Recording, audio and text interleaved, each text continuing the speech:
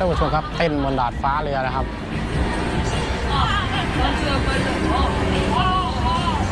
สนุกสนานนะครับอันนี้เรือไว้ออคิดนะฮะ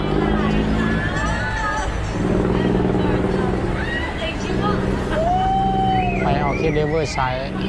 ริเวอร์ครูซท่านผู้ชมครับเนี่ย